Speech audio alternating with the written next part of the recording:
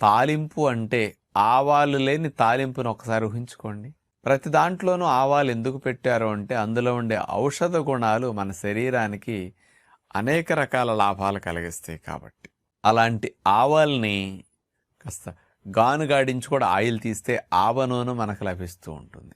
మార్కెట్లో దొరికే ఆయిల్స్ అన్నీ రిఫైన్డ్ ఆయిల్స్ కాబట్టి ఈ ఆవ నూనె కూడా రిఫైన్ చేయటం వల్ల కాస్త కల్తీ ఆయిల్స్ అట్లా ఉంటాయి. కానీ అలాంటి ఆయిల్ వల్ల మీకు మెడిసినల్ ప్రాపర్టీస్ పోతాయి. వంటకు ఆయిల్ వాడొద్దని మనం చెప్తుంటాం.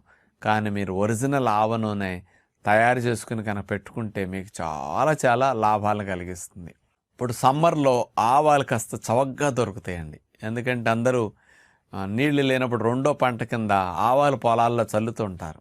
ఏప్రిల్ మే నెలలో ఆవాలు బాగా మా పంటలు పండి మార్కెట్లోకి ఎక్కువ క్వాంటిటీ వచ్చేసరికి రేటు